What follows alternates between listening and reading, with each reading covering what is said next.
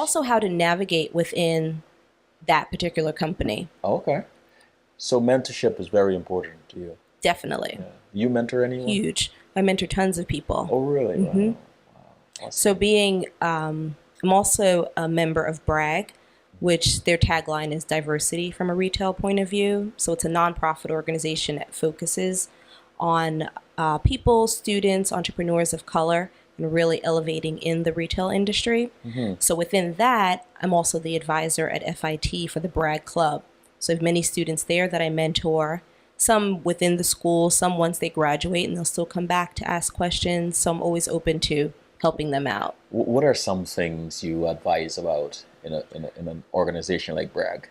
I think it's really, like I mentioned, being able to navigate in a company, understanding the culture. So many companies are different when you think about their culture. So Hmm. first learning what that culture is, and then how do you get that exposure. So make sure that you're connecting yourself with people that you see that are well respected within that company, and try to get on their calendar in any way.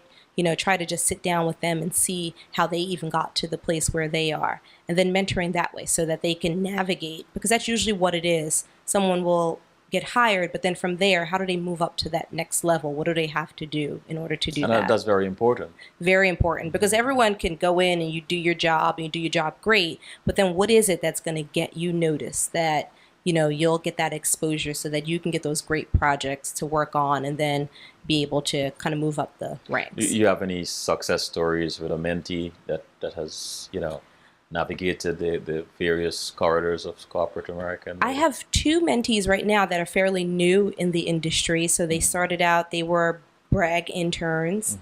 Once they graduated college, they went on to an executive training program, and now they've been promoted in different areas. So it's great to see that they've already started to make those moves. How long has Bragg been in existence? It started in 1970. 1970. Yeah. Wow. How did you learn about Bragg? I learned about it actually after graduating from college. A friend of mine invited me to a meeting. So I didn't know anything about it. And then I went to this meeting and I realized what a great organization this is, and I wanted to be a part of it. So that was about 10 years ago. So how does anyone become a part of Bragg? You can definitely go to the website. So it's braggusa.org. And that actually gives you more information about the Okay. organization. But Okay. then there's also the membership part there as well. Awesome. You know, let's take a quick break. Okay. All right.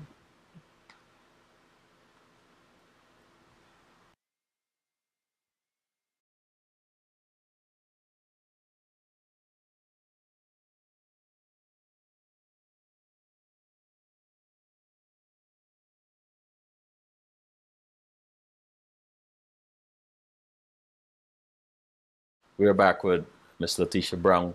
Laticha, when you think about fashion, Yes. what comes to mind? Let's see. Creativity, Uh-huh. design, color, texture, fit. Yeah.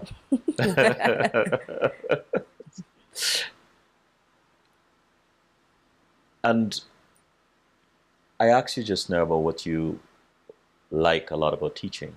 What are some of your pet peeves? I think I think with working with students, when you see that they're not trying, Hmm. that's a pet peeve, because I don't want to see anyone miss an opportunity just because they didn't do an assignment or just because they didn't come to class. I think that's something that really gets to me. I guess yeah. Yeah. Are you a strict teacher? Stern? I'm fair. Fair. Yes. I like that answer. I like that answer. It encompasses so much. I am fair. Yes. I am fair. What surprised you the most when you first started teaching at FIT?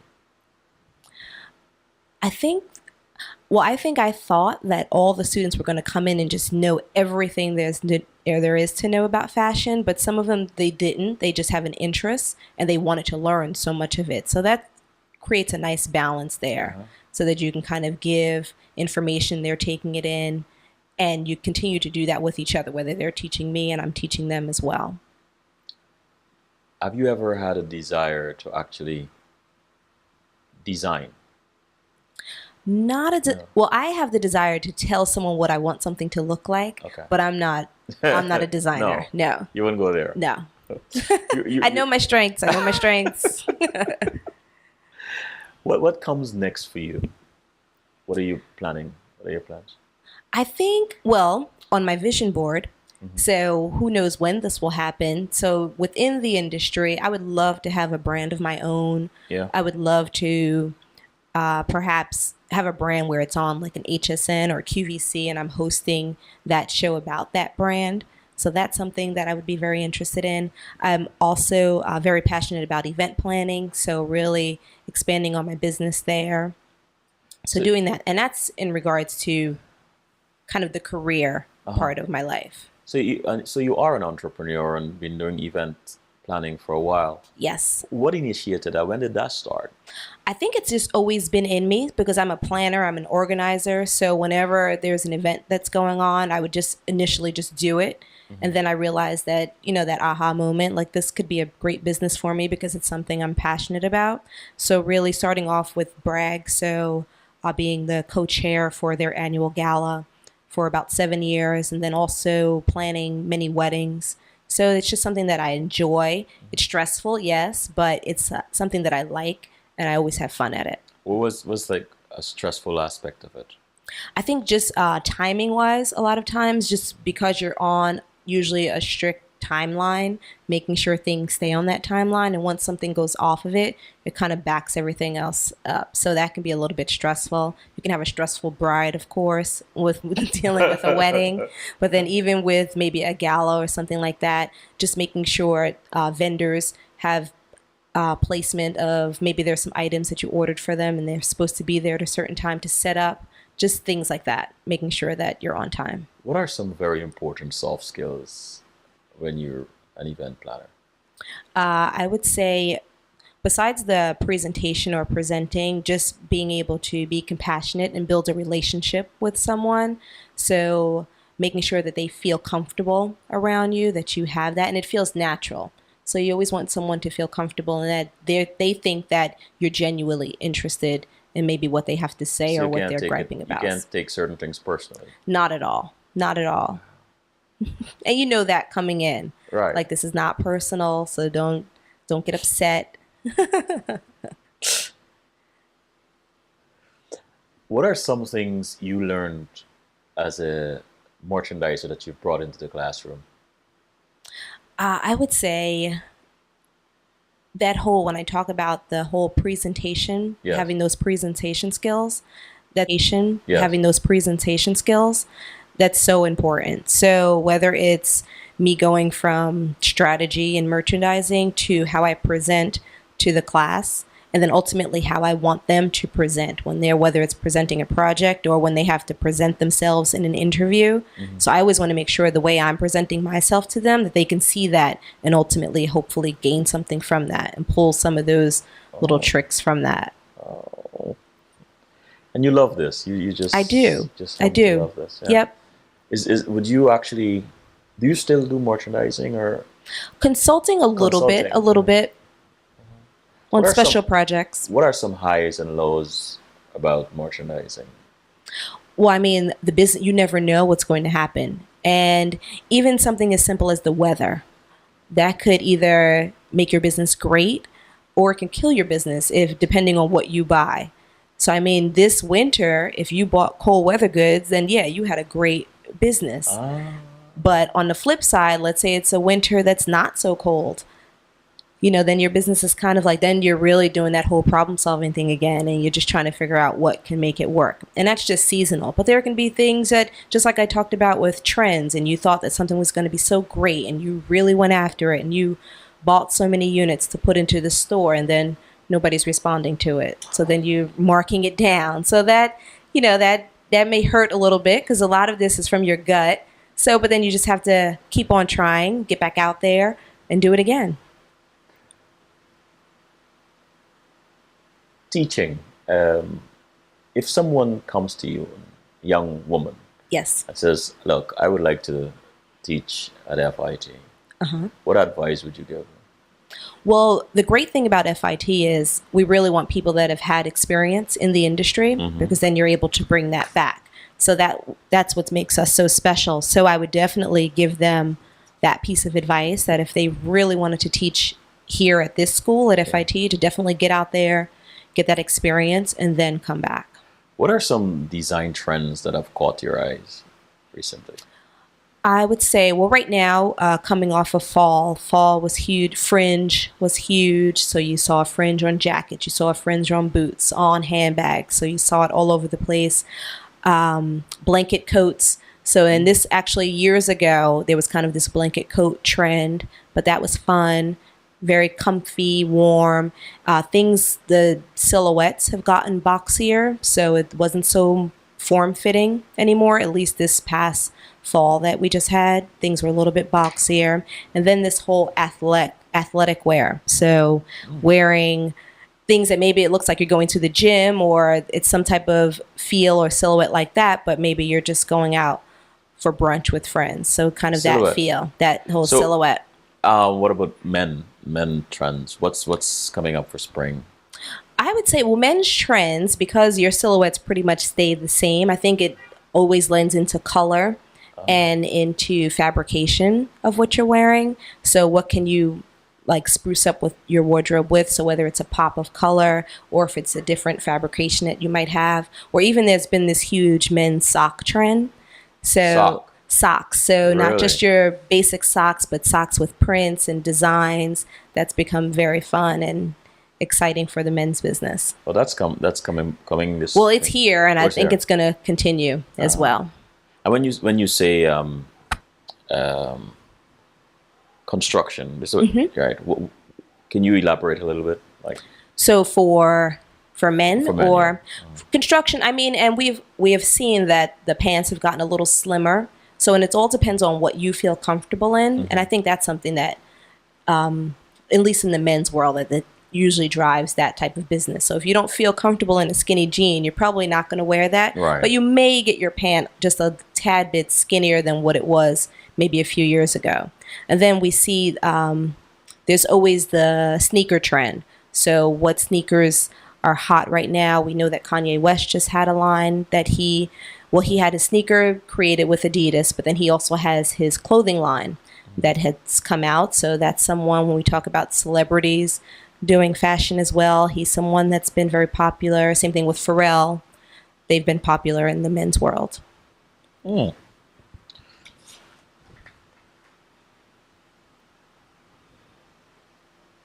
and if someone wants to start like the business of event planning, what advice would you give them? I would say try to start small at first and really just maybe it's a simple event that's going on in your family so that you really get the skill set of understanding the organization of it. So what goes into that? What are those details that you have to do? Are you buying supplies and do you have to rent equipment? So really getting through your checklist that way, starting maybe with a smaller event, but then also being creative with it. Because that's the whole point of usually why someone, well, maybe part of why someone may hire an event planner. Maybe they just don't have the time, so they want to hire someone, but then maybe they also want their vision to be executed a certain way so that if someone has that creative mind, maybe they can create something where that vision of what that person had can be executed and it can be just this fabulous event. What does your mom think about what you do, who you are today? She thinks I'm always all over the place, but I think she's excited by that I have such passion and I'm always getting up and going and doing something. So she's pretty proud of that. Talking about getting up and go, you're supposed to be traveling sometime soon. Yes, I'm leaving next Friday. Next Friday. For China, yes. China. Are you excited? Very excited. Very excited. The culture, the food, the people, the students. I'm very excited. And what do you hope to bring to China and to bring away from China? I hope to bring a point of view to bring my point of view and then also more of a Western civilization point of view to the students there. But then I want to see what they're thinking about. What are the trends that they think are exciting and hot and kind of bring that back as well. And why you think you were like chosen to make this trip? I think, well, the class that I'm teaching, I've taught here, and I've done very well with that. So my chairperson thought it would be great for me to be able to Awesome. do that and have that experience. So I'm very Karen, thankful for that. Karen G said many creative teen may want to get into the fashion industry. What's the best route you would advise them to take? I would say if they're able to, especially if they live here in New York City and teenagers, we actually have something at FIT. It's called Summer Live, and it's where it's kind of like a pre-college. So it's for middle school students, and then they also have it for high school students, and there are tons of classes that are offered where they can be introduced into the industry and see if that's something that they would really be interested in. Oh, I'm curious about this. Uh-huh. Right? What drives you nuts about being you and About being being you? okay. What drives you nuts about being Laticha Brown? I would say, I think before when I mentioned just doing so much. Right. So I don't know if I would ever stop doing that, but I think that kind of drives me crazy. And I always say, like, I want to get 8 hours of sleep. Well, that's not happening, 8 hours of sleep a night. So that drives me a little crazy. And then I'm always adding something on to my plate. But I don't know if it drives me nuts or it just drives me. Right. Oh, You know? okay. That's good. That's good. What do you enjoy? What aspect of being Laticha Brown you really enjoy? I think making that change. So especially with the students, because it's something I can see in a person. And really, I like when I start with maybe someone who wasn't exactly sure what they want to do. Maybe they're not as polished yet, and kind of just helping them along and helping to groom them. And then they ultimately get that job or that position that they wanted. That's a really good feeling for me. I'm actually seeing that happen right now with a young lady who's doing that, and she's going to study abroad, and I just see really good things happening for her. For those days when you don't feel like getting up and doing what you have to do, who or what gets you out of that mindset? I mean, I do it. I pray to God, and then He taps me on the shoulder and pushes me on my way, and then you make it happen. Music. Or let me ask you the question this way. If you had to go to a favorite place to relax Okay. with a favorite book or a favorite thing to read, um, your favorite drink, and your favorite music, where would this place be? What Ooh. book would you be reading or thing will you be reading? What drink will you be drinking? And what music will you be listening to? Okay, tell me the first part again is the place. Yes, a favorite place that you like to go on, just be Letitia, be relaxed. Okay. Yeah. This, you know what? I enjoy a good Miami trip every now and then. Good Miami, South Beach trip every now and then. South Beach. Okay. Just for a Okay. quick getaway, weekend getaway. Uh, Because you can just be, right. yes. Yeah. The the book, so if I'm in my Miami mode, probably there's an author that I like, Emily Griffin. So her books are usually pretty fun. But if I wanted to kind of think about my life and what's going on, there's a new book that talks about the magic of tidying up your life by a woman. Her name is Marie Kondo, I believe. And it's really talking about decluttering. So everything from like your home to you yourself. So that's something I would probably add if it's anytime soon. My drink would probably be a prosecco, perhaps, depending on what time of day. Maybe it's a Bellini if it's early in the morning, then into a prosecco. And what's my last part? What music will you be listening to? My music, I don't know. I might just have it on shuffle, so it can be anything from a little jazz, R&B, hip hop, just a range there. I like that. Let's take a quick break. Okay.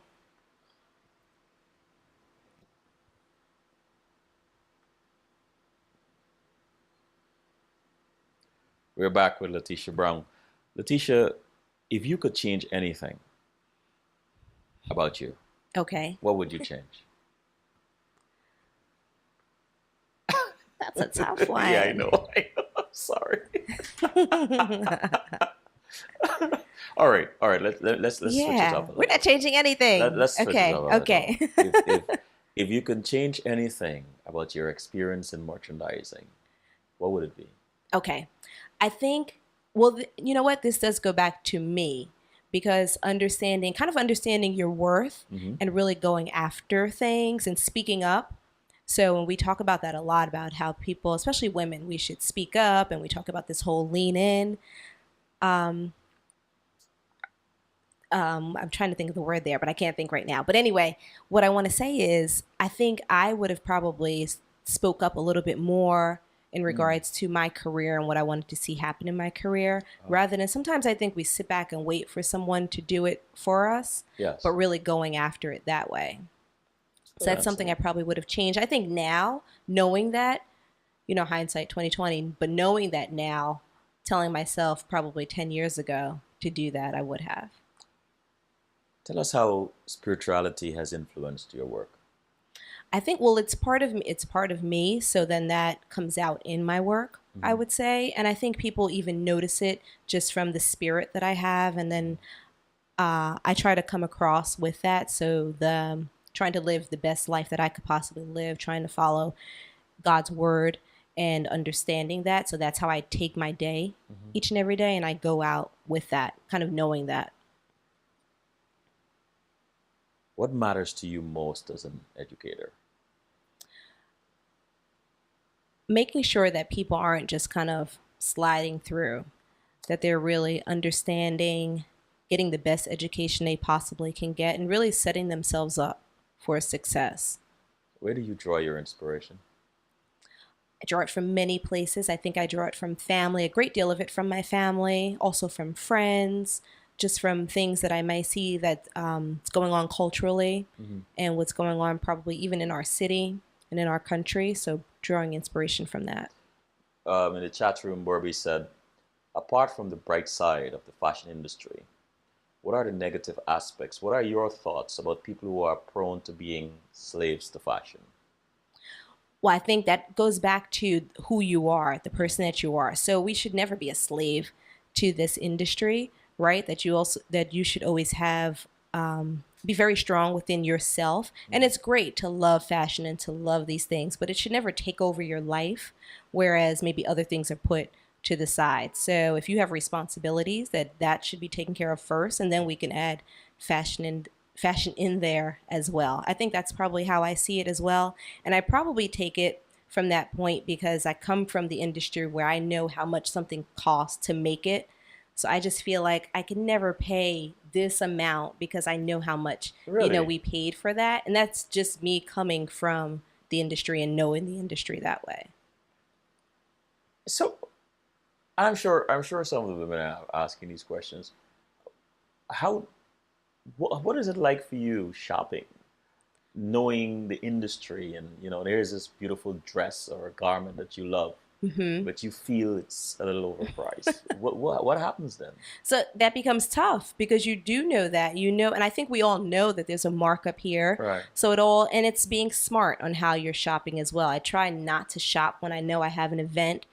Like if I know that I have an event, I hope that I had already shopped for something like months prior so that maybe I caught something on a sale or I was able to get something great quality. Of course, I always like something with good quality, but I'm being very smart about how I'm doing that. And also going different places to shop. There's nothing wrong with shopping off-price retailer like a TJ Maxx or a Marshalls, and then also you have some of your high end. So it's really balancing that out. But then I also just go back to being responsible, making sure that your immediate needs are taken care of, and then whatever discretionary you have left over, that you're using that for your fashion buys. That'd be my one little tip for everyone. What do you enjoy most about your job, your career? So my career in education, Yes. Hmm. I think I have great colleagues that I'm working with, and just hearing some of their experiences and being able to even take that sometimes into the classroom. And then, like I mentioned before, just the different types of students that I'm working with. So from all walks of life, all ethnic groups, so international, right here from the U.S. So I'm being able to all be in one classroom and Hmm. kind of talk about the industry. Okay. And what are some myths about the fashion industry? I think a major myth is that the designers dictate everything that goes on in the No? industry. No, ultimately it's the customer, right? Because whoever's paying, they're the person that's dictating what goes on. Another myth kind of is that it's this mysterious world, that it's just fun and flash, and that's not necessarily it. Even as a buyer, you're only, and if you go to a fashion show, because maybe you're buying something that there aren't even fashion shows, but if you're going to fashion shows, that's usually probably twice a year for the big shows. Other than that, you're probably in an office, you're crunching numbers, you're analyzing a business, so it's not as glamorous Hmm. most times that many may think. Do you ever give yourself a hard time? Of course, I think everyone does. Uh, Always want to see things done a little bit better, always pushing yourself. I don't think you can ever kind of just fall back and think that things are all good. when are you most happy? I think I'm most happy early in the morning when it's Hmm. kind of quiet before a workout, like kind of just thanking God for another day and thanking Him for my family. So that's when I'm usually most happy. And then also when I go to visit my family, just kind of sitting around them laughing. That's always fun. Finish the sentence. Okay. I look forward to Sunday evenings too. To eat well Uh-huh. and just prepare for the next exciting week. What are you most proud of? I'm most proud of the woman that I am right now and the woman that I'm becoming, Hmm. and also being proud of taking a career, a great career in fashion, and being able to take it to the education side of the business, I like to say, and just really teaching these students what's going on in the industry and kind of seeing their eyes light up and really seeing them succeed. That's what And what are I've you been most most proud of. thankful for? I'm thankful for great family, great life, good health. If you could go back in time, what would you tell your 16-year-old self? I would tell her to keep doing the things that she's doing at that time. Don't slow down. Keep doing it. Keep pushing yourself. What is one thing about you that most people are surprised to know when they get to know you? I think that well, I think most people know that I have a humorous side, Hmm. but I think maybe they don't know right off the back that I like to tell jokes and Oh, to you have a do? good time and to have fun. Looking back on the long arc of your career, you know, merchandising and teaching, um, what did you say you got right? What would you say you got wrong? Just one of each. I know you mentioned just now about speaking up, so perhaps you can give another one. But what would you say? What would you say you got right? It's tough. Um, I'll tell you what. While you're thinking about that uh-huh. one, let me go to the chat room. Karen Okay. G said, "Women and presentation of themselves, men and their presentation. What has this exposure taught you, and that would be great for us to know about the impact of presentation." So the difference between how women present and men present, is that the question or Let me read it over because okay. I might have done the question injustice. Women and presentation of themselves, men and their presentation. What has this exposure taught you that would be great for us to know about the impact of presentation, how important it is? Well, I think okay, so yes, both women and men present differently, but I think with women sometimes we're not as assertive with our thoughts. I think when we have a thought that we really feel strongly about, that we should present it that way and not Mhm. always. I think sometimes we may sit back a little bit and wait for that approval, but not doing that, like really going after it and understanding why it's important. And it's also the way in which you're doing this presentation, because you want to come across as someone that's a team player and people want to work with, but then you also want to come across with I'm very serious about this and I need you to understand that. And I think usually men, that's how they come across just from Mm. the beginning. It's not something that they really have to think about. I think it's just probably innate. What drives you? What makes you get up every day and do what you do? I think just wanting to whether it's making a change or just wanting to see what's new today, what else is going to happen today. So just being excited about the new day. I think Karen G came back and she said how we carry ourselves. I think that's what she was talking about, presentation, like how we carry ourselves. How important is that? Oh, okay. I'm sorry. You get it. That's so important. So whether it's in the street going to work, whether it's in the workplace, how you carry yourself, that's your picture. That's how people are going to see you and they're going to perceive you. Whether you're the smartest person in the room, all depending on what that presentation looks like. So I'm not saying you have to go out and do this whole makeover or anything like that, but it's really about kind of that inner and how it's coming out and how you're presenting yourself in that way.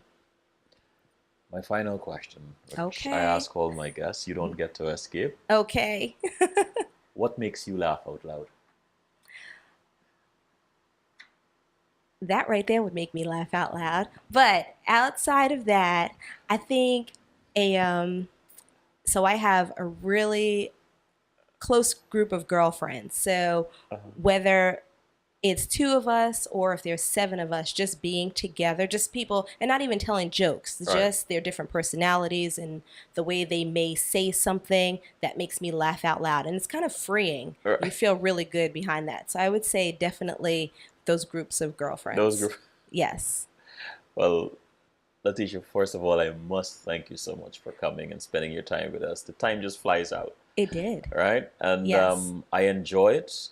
You know, you've been informative and candid, you know, entertaining, I must say. So thank you and keep up the good work. Thank you so Right. much. And thank Yeah. you for having me. I really you're appreciate welcome. it. This was You're great. welcome.